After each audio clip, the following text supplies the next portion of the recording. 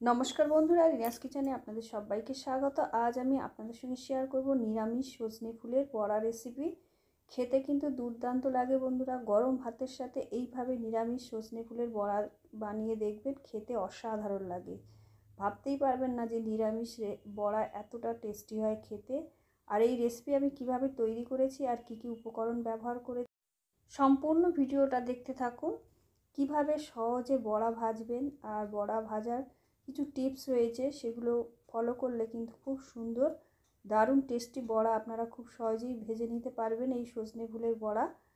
আর সম্পূর্ণ ভিডিওটা দেখতে থাকুন। আর ভিডিওটা ভালো লাগলে অবশ্যই একটা লাইক করবেন আর চ্যানেলটা সাবস্ক্রাইব করে পাশে থাকবেন। আর দেখতেই পাচ্ছেন বড়াগুলো কতটা মুচমুচে আর কত সুন্দর হয়েছে। এটা বাইরের থেকে যেমন মুচমুচে, ভেতরেও মুচমুচে হয়েছে বন্ধুরা।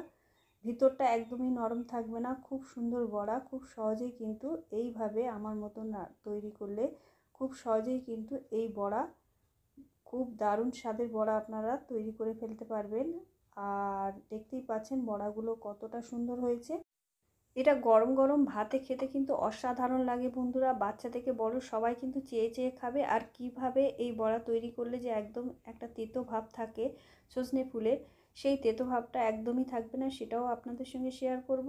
আর কিভাবে এই বড়া তৈরি করলে একদমই ভিতরটা মানে কাঁচা থাকবে না বা বেসন বেসন থাকবে না, কিভাবে মুচমুচে হবে ভেতরে বা বাইরে, সেটাও আপনাদের সঙ্গে শেয়ার করব। সম্পূর্ণ ভিডিওটা দেখতে থাকুন, আশা করছি আপনাদের ভালো লাগবে। তাহলে রেসিপিটা শুরু করা যাক বন্ধুরা। দেখতেই পাচ্ছেন বড়াগুলো কতটা সুন্দর হয়েছে। আর এটা দেখতে যতটা সুন্দর হয়েছে, খেতেও কিন্তু অসাধারণ হয়েছে। আর এই বসন্তকালে এই সজনে ফুল খাওয়া কিন্তু খুবই উপকার। বাচ্চা থেকে বড় চেষ্টা করবেন সবাই এই সজনে ফুল খেতে।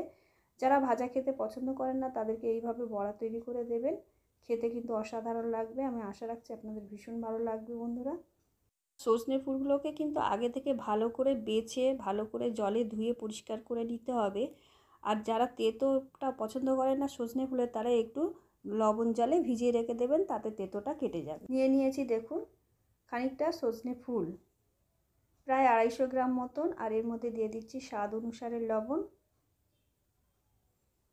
আর কিছু মশলা আমি যোগ করব, তবে খুব বেশি মশলা এতে ভালো লাগবে না। খুবই অল্প মশলা দিয়েই এই অসাধারণ রেসিপিটা আমি রেডি করব বন্ধুরা। আপনারা সম্পূর্ণ ভিডিওটা দেখতে থাকুন। আর দিয়ে দিলাম অল্প পরিমাণে জিরে গুঁড়ো আর অল্প পরিমাণে ধনে গুঁড়ো দিয়ে এই সমস্ত উপকরণগুলো কিন্তু একসাথে খুব ভালো করে আমাদের মিশিয়ে নিতে হবে। তার আগে দিয়ে দিলাম 1 চামচ চালের গুঁড়ো আর 1.5 চামচ মতন বেসন। খুব বেশি কিন্তু বেসন এতে ব্যবহার করা যাবে না, ঠিক যতটুকু প্রয়োজন ততটুকুই কিন্তু এতে ব্যবহার করতে হবে। আর একটা আলু মিডিয়াম সাইজের আমি একদম পাতলা পাতলা ঝিরিঝিরি করে কেটে নিয়েছিলাম, সেই আলুটাও এর মধ্যে দিয়ে দিলাম। আপনারা চাইলে আলুটাকে গ্রেট করে নিতে পারেন, তাতেও কিন্তু ভালো হবে। কিন্তু যতটা পাতলা বা যতটা ঝিরিঝিরি করা সম্ভব হয় ততটাই করে নেবেন, তাতে কিন্তু এই বড়াগুলো খেতে টেস্টি হবে। আর যারা পেঁয়াজ খেতে পছন্দ করেন, তারা এই আলুর পরিবর্তে পেঁয়াজও ব্যবহার করতে পারেন, তাতে তো অসাধারণ লাগবেই। দেখুন এইভাবে আমি সমস্ত উপকরণগুলো একসাথে মিশিয়ে নেব। এখন কিন্তু আমি কোনো জল ব্যবহার করছি না। যদি প্রয়োজন মনে হয় অল্প জল দেবেন, নাহলে কিন্তু জল দেওয়ার দরকার নেই। আমি অল্প জল দিয়েছি, মনে হচ্ছে আমার জলের প্রয়োজন আছে, তাই অল্প জল, একদম দেখতেই পেলেন হাতের মুঠোতে সামান্য একটু জল নিয়ে হাতটা ভিজিয়ে নিয়ে এই আলু আর ফুলগুলোকে ভালো করে মাখিয়ে নিচ্ছি। যেহেতু লবণ দিয়েছি তাই এটা কিন্তু খুব তাড়াতাড়ি মজে যাবে, বেশি সময় লাগবে না। আর এটা যতটা মজে যাবে এই বড়াগুলো খেতে কিন্তু ততটাই টেস্টি হবে। তাই চেষ্টা করবেন একটু ভালো করে হাত দিয়ে একটু মাখিয়ে নিতে। মাখাতে মাখাতে কিন্তু এইরকম আস্তে আস্তে নরম হয়ে আসবে। দেখতেই পাচ্ছেন কতগুলো ফুলটা কিন্তু আমি দুবার নিয়েছি, একবারে নিইনি। তাই একবার প্রথমে ভালো করে মাখিয়ে নিয়ে তারপরে প্রয়োজন মতন ফুল দেবেন। যতটা আপনারা খেতে পছন্দ করবেন সেই হিসেবে ফুলটা ব্যবহার করবেন। আর আলু যেমন পছন্দ করবেন সেই হিসেবে আলুটাও ঝিরিঝিরি করে কেটে দিতে পারেন বা গ্রেট করে দিতে পারেন। দেখুন সমস্ত কিছু আমি ভালো করে মাখিয়ে নিয়েছি। এবারে ঢাকা দিয়ে আমি 5 মিনিট রেখে দেবো। 5 মিনিট পরে ফিরে আসছি। দেখুন 5 মিনিটের মধ্যে আমি কাঁচা লঙ্কা কুচিয়ে নিয়েছিলাম আর খানিকটা ধনেপাতা কুচিয়ে নিয়েছিলাম। কাঁচা লঙ্কাটাও দিয়ে দিলাম আর ধনেপাতাটাও দিয়ে দিলাম। আপনারা চাইলে গুঁড়ো লঙ্কাও ব্যবহার করতে পারেন, গোলমরিচের গুঁড়োও ব্যবহার করতে পারেন, কাঁচা লঙ্কাও দিতে পারেন। যেটা আপনাদের পছন্দ সেই হিসেবে ঝালটা ব্যবহার করবেন। আর যেমন ঝাল পছন্দ করবেন সেই হিসেবে ঝালটা এর মধ্যে দেবেন। দেখুন ঝাল ঝাল বড়া কিন্তু খেতে দারুণ লাগবে। যারা ঝাল পছন্দ করেন অবশ্যই একটু বেশি পরিমাণে দেবেন। ঝাল, আর বাচ্চারা খেলে তাহলে ঝালটা দিতে হবে না, ঝালটা বাদ দেবেন, তাতেও কিন্তু খেতে দারুণ হবে। এইভাবে সমস্ত কিছু আমি একসঙ্গে কিছুক্ষণ মাখিয়ে নেব।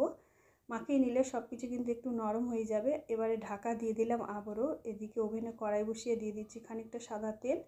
আপনারা চাইলে সর্ষের তেলেও রেসিপিটা তৈরি করতে পারেন, তাতেও খেতে খুবই সুন্দর হবে। দেখুন সাদা তেল আমি দিয়ে দিয়েছি। দিয়ে দেখুন বন্ধুরা, বেসনটা কিন্তু খুব বেশি দিইনি। বেসন বেশি দিলে কিন্তু ভিতরটা কাঁচা থাকবে আর ভ্যাদ ভ্যাদ করবে, খেতে কিন্তু বড়াগুলো ভালো লাগবে না। তাই চেষ্টা করবেন বেসনটা একটু অল্প পরিমাণে দিতে, যতটুকু বাইন্ডিংয়ের জন্য প্রয়োজন ঠিক ততটুকু। দেখতেই পাচ্ছেন একদম বেসন কিন্তু বোঝা যাচ্ছে না, ঠিক যতটুকু প্রয়োজন অল্প পরিমাণে বেসন দেবেন। খুব বেশি কিন্তু বেসন একদমই দেবেন না, তাতে কিন্তু বড়াগুলো খেতে ভালো লাগবে না। দেখতেই পেলেন আমি কিন্তু 1.5 চামচ বেসন দিয়েছি। দিয়ে এইভাবে বড়ার শেপ দিয়ে তেলের মধ্যে ছেড়ে দিয়েছি। বড়াটা ছেড়েছি কিন্তু আমি ধার থেকে, প্রথমে কিন্তু মধ্যিখানে দিইনি। মধ্যিখানে দিলে কি হয় বন্ধুরা, মধ্যিখানেরটা কিন্তু আগে পুড়ে যায় আর ওটা উল্টাতে গেলে খুবই সমস্যা হয়। তাই বড়া চেষ্টা করবেন এরকম ধার থেকে দিতে। আর দেখুন যেগুলো আগে দিয়েছি সেগুলো কিন্তু আমি আগে উল্টে দিচ্ছি। এগুলো কিন্তু একটা পিঠ ভালো মতন হয়ে গেছে। আর মধ্যিখানে দিলে কি হতো, উল্টানোর কিন্তু অসুবিধা হতো। এইভাবে টিপসটা ফলো করলে আপনারা খুব সহজেই কিন্তু এইরকম বড়া ভেজে নিতে পারবেন। আর দেখুন মধ্যিখানে যেহেতু দিইনি প্রথমের দিকে, তাই ধার থেকে দিয়েছি বলে উল্টাতে আমাদের খুবই সুবিধা হবে বন্ধুরা। তাই চেষ্টা করবেন বড়াগুলো এক ধার থেকে দেওয়ার, তাতে রেসিপিটা তৈরি করতে আপনাদের খুবই সুবিধা হবে।